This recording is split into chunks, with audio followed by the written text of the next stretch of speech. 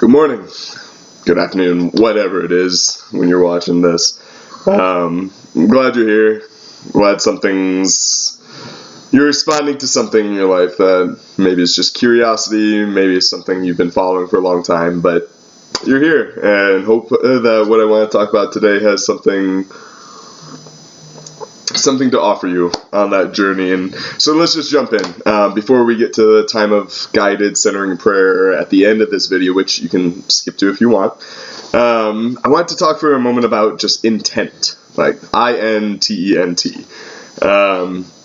which is really acknowledging what is the core driving motivation, goal, outcome behind our actions, behind our choices, behind what we do and what we want, why we respond certain ways in situations, why we pursue jobs and work at those jobs in a certain way, or relationships and our romantic life, and all these kinds of things all have a certain intent to them. They all have a guiding outcome that we are actively choosing to live in such a way in order to arrive at that outcome. And that's really what intent is all about. Intent is our driving force that is meant to get us to something down the road or produce an outcome that we are looking for.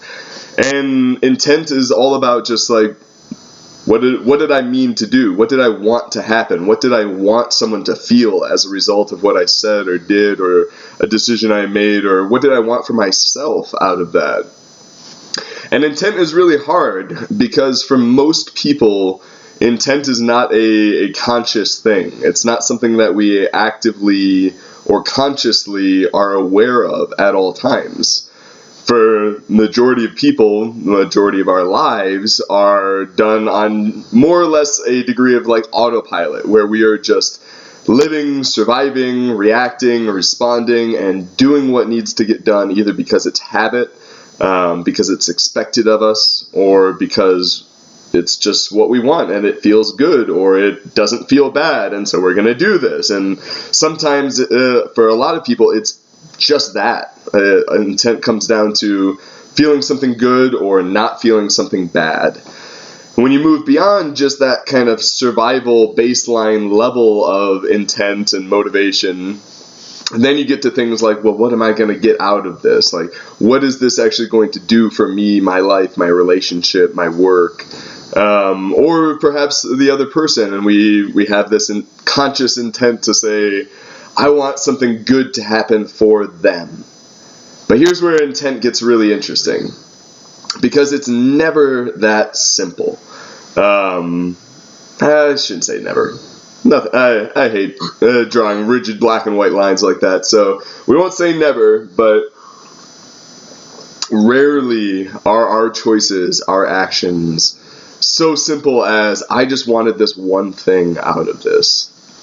One of my favorite authors, a professor by the name of James K.A. Smith, wrote a couple amazing books talking about the habituation of our lives, and how so much of what we end up doing, the way we end up living, and the choices we make are merely a result of pursuing something that we love. And that can be a very simple, harmless thing that we love, I love pizza, so I'm gonna work this weekend or this week so that I can have pizza this weekend. Simple, easy, harmless.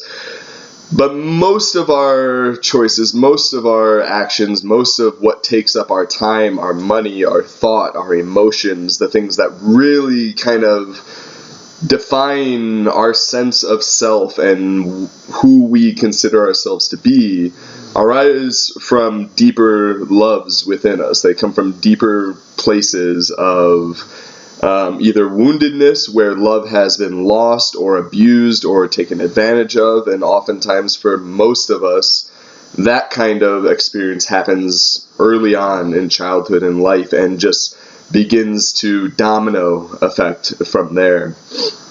That's what a lot of amazing research coming out these days around trauma and trauma therapy is really helping us to understand, is how these things early on in life get stuck literally within our nervous system, within our physiology, within our bodies. And there are emotional and thought patterns and all kinds of things that then stem from these experiences with or without love that happen early on in life. And then there's the other stuff where it's a much more present, conscious love, where, I love my family, I love my wife, I love my dog, I love my work, I love these people, I love God, whatever you love, your actions then are going to naturally follow suit. And so always, though, there is this mix of the past experiences with love, for good and bad, for abuse, neglect, loss of love when we really needed it, or not getting enough of it, or, and that comes in the form of like absent parents, emotionally distant fathers, or mothers, or smothering mothers or fathers, or, abusive childhoods, siblings, friends, bullying, all these kinds of things where love is distorted in our experience and in our minds. And we struggle to make sense of that, especially children and youth who don't have a complete conception of themselves or their place in the world. That takes a toll. That leaves a mark. And that's really what this whole nervous system theory that is coming out with, things like Peter Levine and a bunch of amazing authors. I'm going to stay focused right now rather than go down that rabbit hole. But so we have these negative, well, not always negative, but oftentimes there is some wounding pattern or event that takes place. For many people, it's life. It happens more than once in so many different ways, whether it be death of a loved one, like I said, abuse or trauma, or some sort of just neglect that we didn't get the support and what we needed. And so out of that, then, we form these very much more, as we approach adolescence and adulthood, we have these conscious choices about what we love, what we value, what are our principles, what are our guiding, values, all these kinds of things. But all of that, like strip away the language, it all comes back to what we love and what we find worth pursuing, what we find worth surviving and fighting for, and persevering. I think I said persevering, but persevering for. And so we have these conscious loves, things that we are actively choosing to work for and like setting goals around and like prioritizing and making lists and doing all these things to make these things real or possible or preserved or safe and stable. But at the same time, there's all these other loves or experiences with or without love that inform how we understand and approach all of this. And intent out of that is, what are we aiming for? What are we trying to move towards in the future? And then how are we going to go about pursuing that?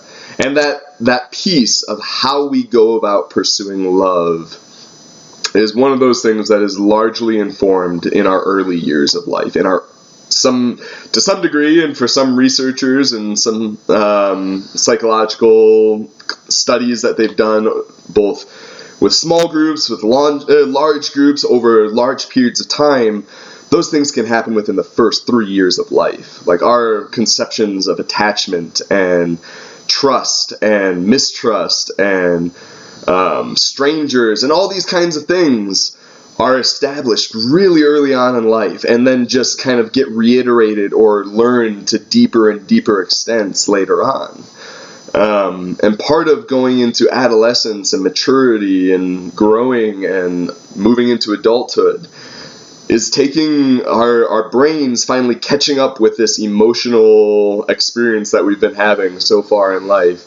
And our brains now coming alive and active in such a way that we can step back, like teenagers, even preteens, like 9, 10, 11-year-olds, can begin to step back, and that's why you start to see like challenging behaviors, if it hasn't happened already, more challenging behaviors with a more conscious intelligence to it, where they're questioning like, why am I doing this? Why do I have to do this? And they start to develop a certain sense of like, I want this. This is my will. This is what feels good for me, and I'm going to pursue that. And so in middle school, like, as that really starts to take shape, middle schoolers are just all over the place. They're amazing, but they're all over the place with what they value. Their attempts to try to create some sort of grounding or structure or framework for all these thoughts and emotions and swirling patterns that have happened, and now they have a degree of like autonomy and control over that, and don't know quite what to do with that. So middle schoolers just are all over the place, like friends with someone one day, betraying them the next, happy one day, crushed that same afternoon, and just in complete despair. And I smile and I laugh because I've been there and know that experience and know those rhythms and patterns. But for the middle schooler, for the child even, it's not funny at all. Like, it's terrible and it's painful, and they're struggling to make sense of what they are feeling internally, of why they feel this sense of betrayal or loneliness or pain that they didn't really feel or experience, because now they're able to process, and their brain is able to experience, like, this is happening to me. I don't want this to happen to me, but I don't know how to stop or prevent it. I don't even know how to control the emotions that are just boiling up and like overflowing as a result of the hormones and all these other like physiological things that are happening. And so intent is one of those things that begins to take shape in those years and begins to become more directed at something. And people who grow up in backgrounds of faith or some sort of spiritual upbringing find that that's grounded in some sort of understanding that they are part of something bigger than themselves. And hopefully in that being, that something that is bigger than all of us, that unites us, is a being grounded in love. That's kind of that core truth that we hope, people hope, comes across in Christianity. But in my opinion, my experience, having grown up in the church, it doesn't a lot of the times. Instead, we end up more fearful, more concerned, more confused about, like, how am I supposed to relate to this divine being? Who is this God who both loves me but is also threatening to like be eternally separated from me, whatever that means or looks like? Or, depending on your theology, maybe it's just like the threat of, after I die, this God is going to judge me and I'm like going to face eternal rejection or eternal suffering or eternal torment. And so it's just these very black and white lines, which are oftentimes reinforced by those early experiences of, if I behave, I get something good, or if I don't behave, I face punishment or wrath or abuse. And for traumatized and neglected, abused, sexually abused kids, that is a very ingrained message. It's something that is built into, hardwired into their nervous system, and something that takes time and intentionality to begin to unravel all those strands, because we are wired for connection, we are wired for love, but that love gets so distorted so easily and so quickly. Learning how to be mindful of our intent and where it is taking us, or where someone else's intent is taking us, is one of the, I think, biggest skills that children, youth, adults alike need help learning how to do. And to me, without going any further, because I'm already at 14 minutes in this video, leave a note if you want to hear more about intent and love and trauma and all these things. But centering prayer in general, but centering prayer especially as a meditative, mindfulness-based form of prayer and grounding in ourselves and in our spirits and our souls, is one of the most powerful gradual, non-violent, meaning it doesn't involve any sort of judgment about a part of ourself being good, bad, right, or wrong. It's free of that kind of black and white morality to some degree that gets associated with conscious thought and conscious living and a lot of Christian theology. And so centering prayer becomes more about the experience of silence, the experience of solitude, not just solitude in and of ourselves, but solitude in the way that Jesus talked about in the New Testament, in the Gospels, where he said, when you pray, go into your inner room, close the door behind you, and your Father is waiting for you there. The divine God, love is waiting for you there. And that is interpreted by many as this interpretation to when we pray, when we want to do something beyond conscious thought, conscious emotion, just reacting to the world as it happens. When we want to do more than that and really tap into something spiritual and sacred in nature in that regard, something beyond, but also intertwining all these dimensions of ourselves, which is what spirituality is. It's simply the recognition that everything we do ties in with everything else. Our emotions, our thoughts, our bodies, what we do with our bodies affects our emotions and thoughts. What we do with our emotions affects our thoughts and bodies. What we don't do with our emotions affects our bodies in the form of pain, anxiety, depression. It's all interwoven. Spirituality is recognizing that and trying to be intentional about what we do with that then. So centering prayer, this habit, practice, this rhythm of moving into a space of solitude and silence for 20 minutes twice a day is what they recommend. Honestly, just do it for 20 minutes at least. Just get started. Take some baby steps. But centering prayer is all about learning to identify where my intent is coming from. And we do that in one of the hardest ways. It is not a simple thing to sit still. But centering prayer is about then recognizing, and in that stillness, in that peace, in that time, it's about recognizing that all these thoughts, all these worries, all these wounds are going to find a way to come up, especially as our awareness and our focus and our intentionality shifts inwards. It becomes less about reacting to what we're seeing and looking around and experiencing or what needs to get done later. But as we move in, all those things are still there. They're still waiting for us. And yet in centering prayer, the movement, the action associated with it is a gentle release of those things. A gentle release and then returning to that one singular intent. And that's where, this whole video comes full circle. It's amazing. The intent of centering prayer is simply to dwell in the most private, personal, sacred spot within yourself. This place of goodness and love and beauty that every single one of us has.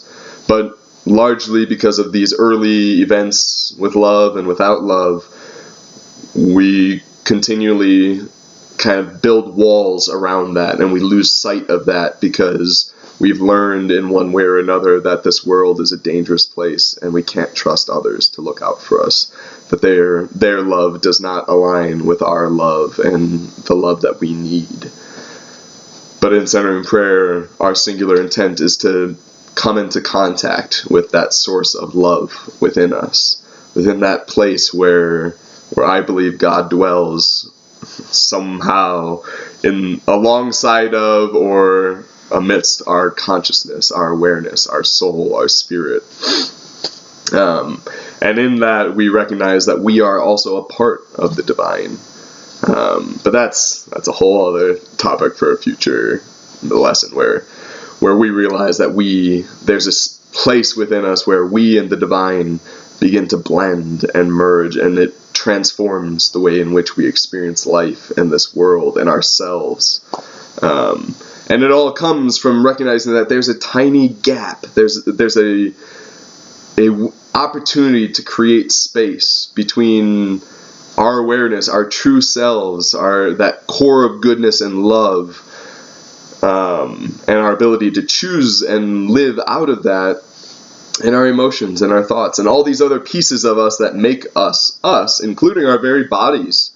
But recognizing that you are still more than that. That there's still more to your experience in life than what happens to your body, or what happens in your emotions, or what happens to your thoughts. That there's, even the best thoughts that we can have, as well as the hardest darkness that we can experience, is not void of God's presence. That God is still bigger and beyond all of that. That our greatest hope and imagination is not enough to describe or characterize the divine love, and neither is the most crushing darkness able to snuff out that light, unless our intent chooses that, unless our intent aligns with the other. It's all about shaping our intent and shaping our love and helping us to, in a very personal way, everyone finds their own love. Everyone finds their own center and finds that place where God is already present. That's what centering prayer is about. It's about both owning our intent and our capacity for strength and resiliency, and also recognizing, as happens, we don't always have control over the content of our thoughts and our emotions when we try to be still and silent. That there's still this degree of, wow, life happens and I am just feeling so much and trying to stay grounded in what is true, while still sharing that with the world, rather than sharing all these other experiences and living out of that, or living out of just avoiding pain or getting pleasure. So much more to life. And with that, I hope you'll tune in right now and bring your intent, your presence into this space, and get comfortable in your seat. We're going to start centering prayer. I have the app I show almost every time. I'll stop sooner or later, maybe once I learn how to edit these videos, but it's just the Centering Prayer app that you can get on the iTunes or Google store. And your intent is all that really matters here. To choose to move into that silence, to move into that stillness, to move into your center, and to move towards love. The love that's already within you that you might have forgotten, might have gotten lost, that competes with all kinds of other stuff. To move into that place where God is already waiting for you. That ultimate source of love, of life, of light, of energy, of hope and imagination. And so we go into that space just to be there. Just to be reminded that that's where our true self really is. That our emotions and everything about our identity and our attachments is still important, but it's not the ultimate thing. That there is a reality beyond that within us, that God is just inviting us into, that will transform everything outwards. And so find one word, one phrase that really captures that intent to move inwards. It can be love, it can be peace, it could be Jesus, it could be hope. Nothing too packed with emotion or sentiment. You don't want it to be something that oh yeah, I chose the word hope because that makes me feel good and makes me feel energized. That's not really the goal, Even the best or the worst is still lacking in how it can help us really connect with ourselves and God. And so find a word that just captures your intent. Maybe it's just stillness. And during centering prayer, during the next 20 minutes of silence, as you find yourself getting distracted and recognizing I'm totally thinking about something else right now, as that happens, because it will, and as you notice that happening, simply notice it. if it helps, kind of visualize yourself holding that one word or phrase or image that is attached to maybe something really hard and sad or painful. Maybe it's something really good. But just keep grounded in your breathing and just imagine that, and then imagine yourself placing it back into the stream of consciousness, into the river of life that flows out of all of us. And yeah, just keep doing that. It'll happen dozens, hundreds of times in 20 minutes. But the more that you can repeat that movement in your soul, the more that you can repeat that process of just noticing, not reacting, not responding, not holding on to it or judging yourself, but just noticing and gently releasing back, that creates so much freedom and so much fluidity within your system, like physiologically, nervous system, but also emotions and all this stuff. You begin to gain a greater control over your own sense of grounding and being centered, even in the midst of all the crap that life throws at us sometimes. It's not always pretty, but you can remain grounded in that source of love. And this is a beautiful way to learn how. So get comfortable, find your word, and I'll begin. You'll hear, or I'm going to do one reading from an author named Thomas Keating. He kind of helped revitalize the practice of centering prayer. And then you'll hear a gong. We'll have 20 minutes. You'll hear 3 gongs. And I'll kind of stretch, just do whatever you need. Just don't rush to get up. Don't rush to move.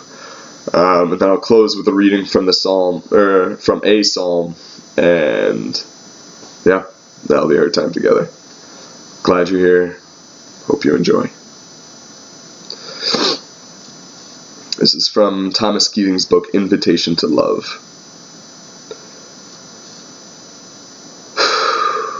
Why don't you take a deep breath.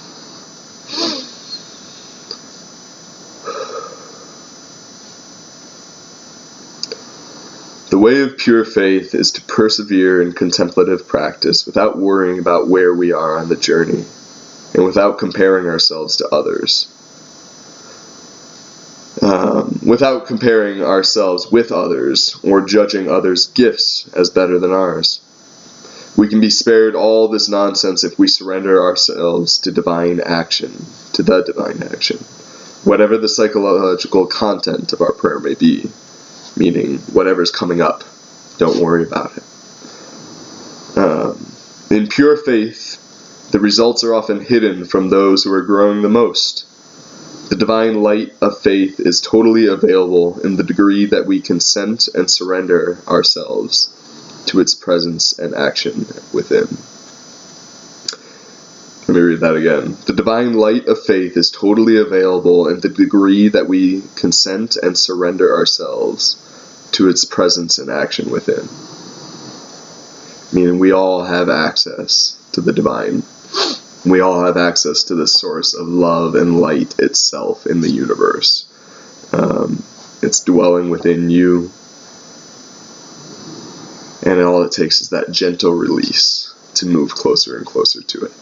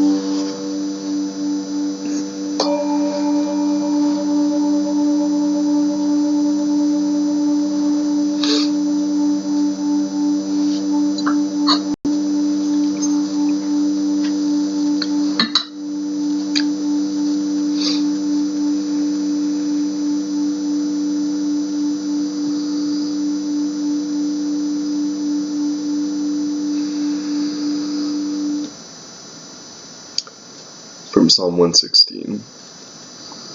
I love the Lord who listened to my voice in supplication. Just another way of saying who listened to me when I was asking or crying out. Who turned an ear to me on the day I called. Return my soul to your rest. The Lord has been very good to you. For my soul has been freed from death, my eyes from tears, my feet from stumbling. I shall walk in the presence of the Lord in the land of the living.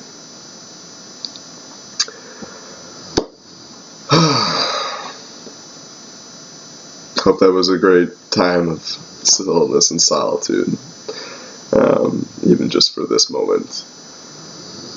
Remember, all that we're doing is moving closer and closer, deeper and deeper into that love, and with the intent, awareness, and patience and trust that will help guide and redirect our intent better to what is more aligned with who we truly are, with who we are truly made to be, with what is really possible for our lives. And with that, you're beautiful, you're worthy of love. Hope you find opportunities to share that love today. God bless.